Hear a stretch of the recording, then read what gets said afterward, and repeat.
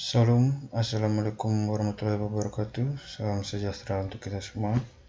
Oke, baik. Saya Ricardo Reja akan mempresentasikan tugas CSR dan pemberdayaan yang diampu oleh dosen mata kuliah CSR dan pemberdayaan, yaitu Pak Kamarudin Salim. Berikut saya akan membahas tentang pendampingan serta pemberdayaan di masyarakat Baduy dengan tema atau topik yang penelitian yang akan saya fokuskan yaitu pada peningkatan kapasitas perempuan lokal dalam pembuatan kain tenun Baduy. Jadi laporan ini disusun oleh saya sendiri, yaitu Ricardo Reja dari Prodi Sosiologi Fakultas Ilmu Sosial dan Ilmu Politik di Universitas Nasional, dengan dosen pengampu yaitu Kamarudin Salim, SOS MSI. Baik, saya akan menjelaskan dari definisi sebuah pemberdayaan di masyarakat. Pemberdayaan itu pada dasarnya adalah pembelajaran pemberdayaan atau pembudayaan seperti yang terjelaskan di PowerPoint ini, yaitu suatu proses belajar atau learning process masyarakat dalam kerangka menciptakan kesadaran baru untuk mencapai tujuan kemajuan.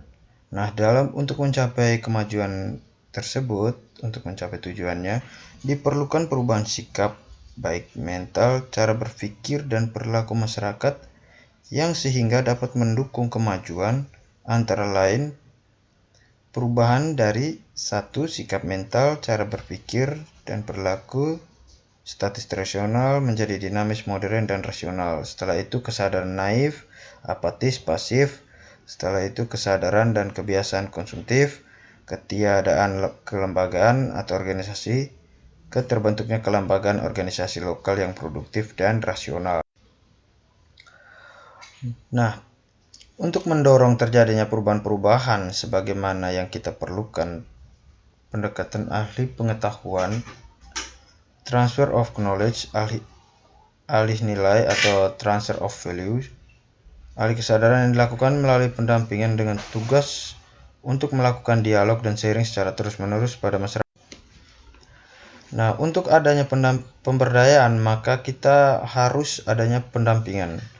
Apa itu pendampingan? Pendampingan itu dilakukan dengan cara menempatkan tenaga pendamping atau fasilitator di dalam sebuah komunitas dengan tugas-tugasnya sebagai satu penyadaran atau conscientization, pengorganisasian, dan pelayanan. Pendampingan merupakan integral dari sebuah proses pengembangan pemberdayaan masyarakat. Tugas pendampingan yaitu yang paling umum ialah merangkul semua pihak.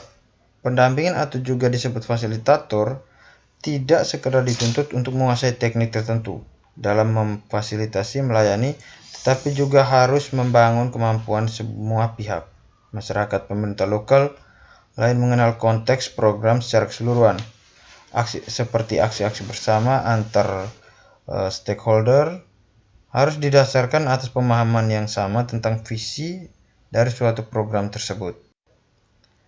Persyaratan personalitas pendampingan. Adapun persyaratan personalitas pendampingan yaitu seorang pendamping atau fasilitator adalah memiliki empati atau berempati terhadap masyarakat akan semua kebutuhan masyarakat atau mitra kerja.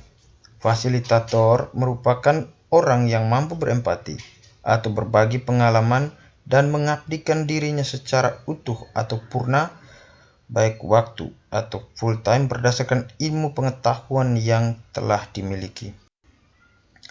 Nah, ini merupakan fungsi-fungsi dari pendampingan. Di sini dijelaskan ada beberapa fungsi, yaitu 1. Fungsi telling, 2. Fungsi selling, 3. Participating, 4. Fungsi delegation.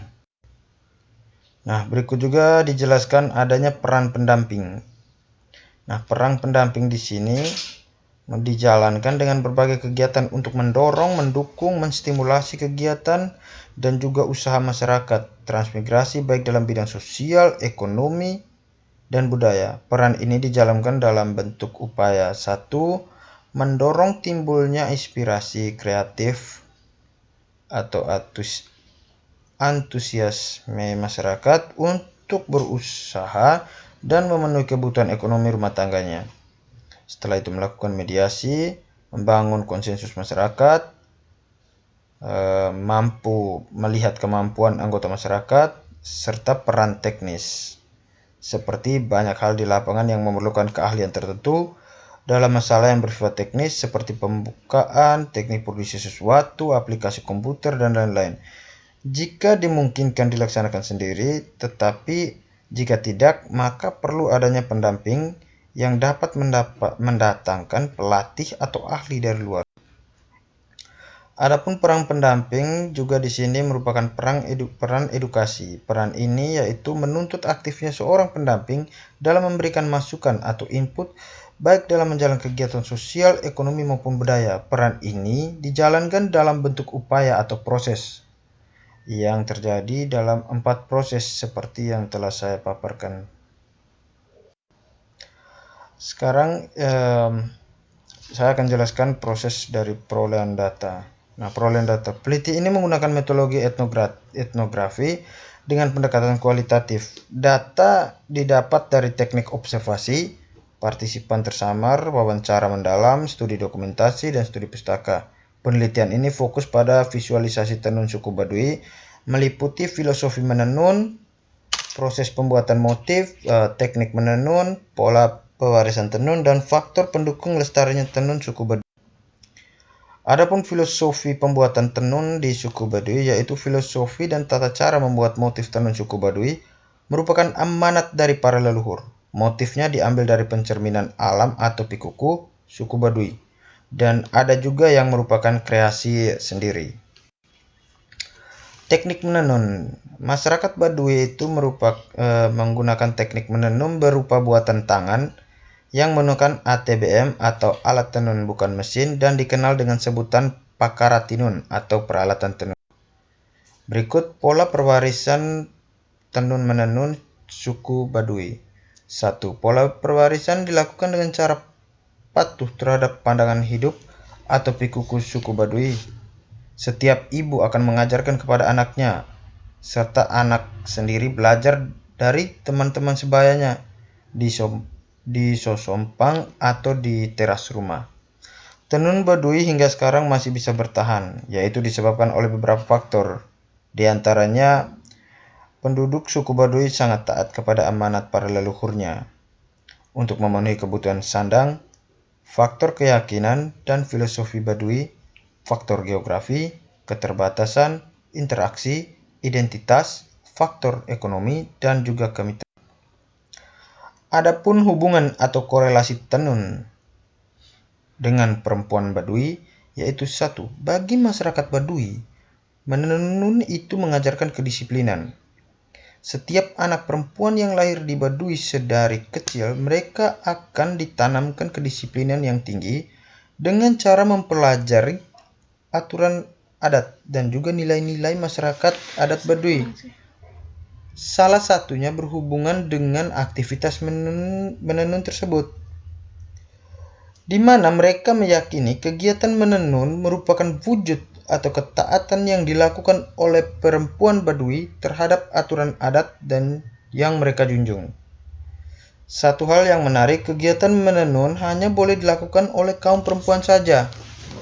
Konon jika pihak laki-laki terkena alat tenun, apalagi mencoba kegiatan tradisi ini, maka laki-laki tersebut akan berubah perilaku menjadi sangat seperti perempuan. Adapun bahan dan juga alat tenun suku Baduy serta tujuan awal pembuatan tenun oleh suku Baduy. Alatnya itu berupa dari kapas dan benang, merupakan alat yang mereka ciptakan sendiri sejak ratusan tahun, dan orang Kenekes menyebut alat pemintalan dengan gendongan atau raraga. Kain tenun yang awalnya dihasilkan untuk memenuhi kebutuhan sandang ini dibuat sederhana. Motif andalan mereka adalah motif geometris, seperti garis yang berbentuk kait atau spiral atau disebut juga pilin, garis lurus, segitiga, segi empat, bulatan, dan masih banyak lagi. Tenun Baduy tidak ubahnya ungkapan estetika dan alam sekitar pegunungan Kendeng, tempat masyarakat Baduy bermukim. Coraknya itu mencerminkan sikap hidup dan adat istiadat yang masih ketat dijaga sebagai warisan nenek moyang. Adapun ragam hias yang mencerminkan filosofi hidup mereka. Untuk menghasilkan kain tenun Baduy ini sendiri prosesnya cukup lama, bahkan membutuhkan waktu berbulan-bulan. Lamanya proses ini disebabkan oleh besar dan kerumitan membuat motif kain. Biasanya motif kain suku Baduy berupa garis-garis warna-warni dan motif yang terinspirasi dari alam. Suku Baduy sendiri biasanya menggunakan kain tenun ini sebagai bahan utama pembuatan baju adat. Terlebih lagi jika menyangkut dengan suku Baduy dalam, yang masih memegang teguh aturan adat. Pakaian yang harus terbuat dari kapas dan tidak boleh menggunakan mesin jahit dalam pembuatannya. Untuk suku Baduy, apalagi dalam suku Baduy dalam, kain tenun yang dihasilkan didominasi dengan warna putih. Warna itu sendiri merupakan ada arti yang diartikan dengan kesucian dan aturan yang belum terpengaruh dengan budaya luar. Sedangkan untuk masyarakat Baduy luar, kain tenun akan didominasi oleh warna hitam dan biru tua, menjadi warna yang sering dipakai untuk kaum perempuan. Nah, untuk kaum perempuannya itu, kain yang digunakan dalam membuat baju adat yang memiliki bentuk menyerupai kebaya. Lokasi jika ingin melihat langsung kegiatan menenun suku Baduy. Jika kalian ingin melihat langsung kegiatan menenun suku Baduy, kita bisa langsung mengunjungi Kampung Cibeo, salah satu kampung di desa Kenekes. Di kampung itu wisatawan dapat belajar dan mempelajari rumitnya proses pembuatan kain yang dilakukan dengan cara menenun, bambu dan bilah kayu yang saling beradu, serta menyelipkan benang dalam alat tradisional membuat wisatawan akan kesulitan saat melakukan kegiatan menenun. Adapun hal yang menarik, kegiatan menenun hanya boleh dilakukan oleh kaum perempuan saja, seperti yang sudah dijelaskan sebelumnya. Karena sangat unik, jika ingin berkunjung ke kampung Baduy, jangan lupa kalian untuk membeli kain tenun khas Baduy. Biasanya dibanderol dengan harga tenun Baduy yang sangat terjangkau, yaitu berkisar 800.000 hingga 1 juta rupiah. Bagi yang berminat membeli kain tenun ini, warga yang di sekitaran perkampungan Baduy berperan dalam sebagai pengrajin dan juga penjualnya. Bagi yang berminat untuk membeli kain tenun itu, warga di sekitar perkampungan Baduy menyediakan kain tenun dengan keunikannya. Pamor tenun Baduy mulai naik manakala beberapa desainer fashion kenamaan menjadikan tenun itu sebagai bahan dasar karya mereka. Untuk membuat sehelai kain tenun berukuran 32 meter persegi, rata-rata dibutuhkan waktu yaitu sekitar 1 minggu.